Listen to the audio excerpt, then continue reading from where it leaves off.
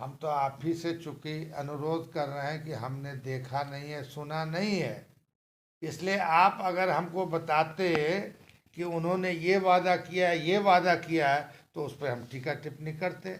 मगर जनरल आदमी कहता है कि मैं जो परखा हुआ आदमी है उसको परखने की ज़रूरत क्या है। तो अब जो है वो बेरोजगारी बढ़ गई, 5 साल वाला बहाली कर रहे हैं, फिर आप जो है बहाली के जे करोड़ों पद जो है रिक्त पड़े हुए हैं उसको आप जो है भर नहीं रहे हैं। बैंक से लेके एलआईसी से लेके रेलवे तक को जो है आप जिन लोगों के हाथ में दे रहे हैं और एयरपोर्टों दे रहे हैं, तब बड़े लोगों के लिए आप तो व्यवस्था की है। हम तो ये जानना चाहेंगे कि भाई रेल का किराया घटा कि नहीं, प्लेन का किराया घटा कि नहीं, शिक्षा जो है सस्ता हुआ कि नहीं पढ़ने के लिए, नौकरी की सुविधा बढ़ी कि नहीं। अगर यह नहीं है तो यह लफबाजी है और सिर्फ चुनाव में धूल झोंकने के लिए है। ऐसा है कि हमारी तबीयत खराब थी, 3 बजे सुबह में आई है, हमने देखा नहीं है।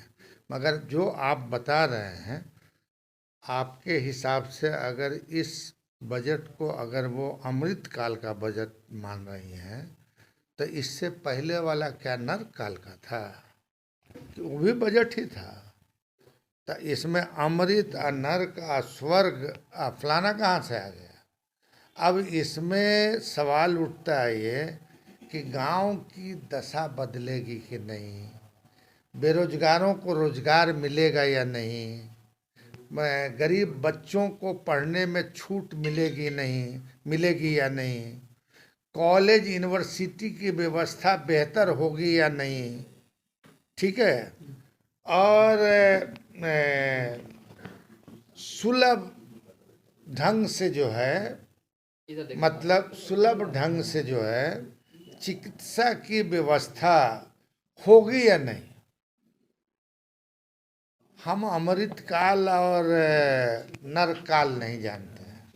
हम जानते हैं कि जो मुद्दा हमने कहा वो अगर है, इस वजह से हम कह रहे हैं कि हमने देखा नहीं है ना सुना है।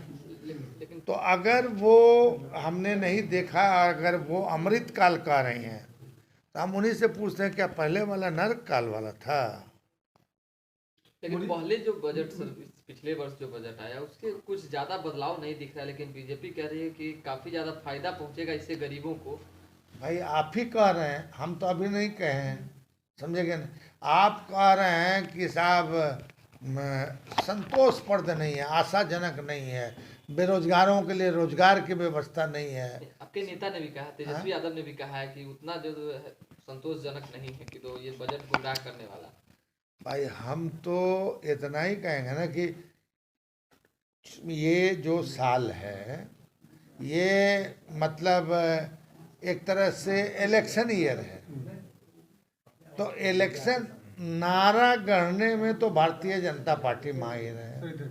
हम इतना ही जानना चाहते हैं कि साहब चलिए 4 साल और उससे पहले 5 साल जो किया सो किया आपने, मगर अब ये बता दीजिए कि बेरोजगारों को रोजगार मिलेगा या नहीं। जो इंजीनियरिंग पढ़ के जो है बेकार फिर रहे हैं उनको नौकरी मिलेगी या नहीं। फिर दूसरी बात जो है जो लोग मतलब इलाज के बिना, महंगी इलाज के वजह से मतलब दर दर की ठोकर खा रहे हैं, उसकी स्थिति में सुधार होगी या नहीं। तो अब अगर जनता भी भारत की जो है ये जान रही है कि इन्होंने कुछ जो है झांकी, मतलब उसको होता है कि वादा रे तेरा वादा और झूठा है तेरा वादा। तो अगर वादा सच्चा है तो बेरोजगारों को रोजगार दीजिए, गांव की स्थिति को सुधारिए, गांव में जो लोग हैं, मजदूर हैं, खेतिहर मजदूर हैं, उसको सुधारिए। जो कल कारखाने बंद हो गए उनको चुनाव तक चालू करा दीजिए। कानपुर की स्थिति क्या है, बंगाल की स्थिति क्या है, दूसरे जगह की स्थिति क्या है, जो कल कारखाने थे वो उसको ठीक ठाक कर दीजिए। दूसरी बात जो है, जो सरकारी कर्मचारियों को जो पेंशन की सुविधा थी, वो पेंशन की सुविधा आपने बहाल नहीं किया। अगर किया तो क्या किया वो बताइए। मतलब जवाब आया, क्योंकि जो आपने दिया था 15 दिनों का जो समय दिया था, क्या आपका जवाब आ गया? हम दोनों मामले पे बहुत ऑनेस्टली कह रहे हैं कि हमने अभी देखा नहीं है और अभी चेक कर रहे थे हम, इसी बीच में आप आ गए। ठीक है, तो अब उसकी भी प्रक्रिया है, उन्होंने जवाब दिया है, क्या दिया है, राष्ट्रीय अध्यक्ष को प्रेषित होगा, अनुशासन समिति में जाएगी, क्लियर होगा तो क्लियर। लेकिन जो जवाब उन्होंने भेजा उस पर उन्होंने मीडिया में बाइट किया कि भाई हमने पार्टी लाइन से हटकर कुछ भी नहीं बोला है, जो पहले बोले हैं वो आज भी बोलेंगे और आगे भी बोलेंगे। कार्रवाई होगी नहीं होगी।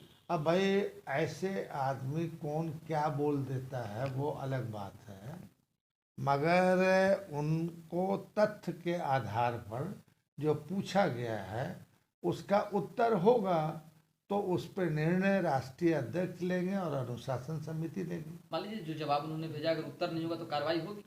भाई हम देखा ही नहीं तो कैसे कह दें कि मैं क्या है क्या नहीं है।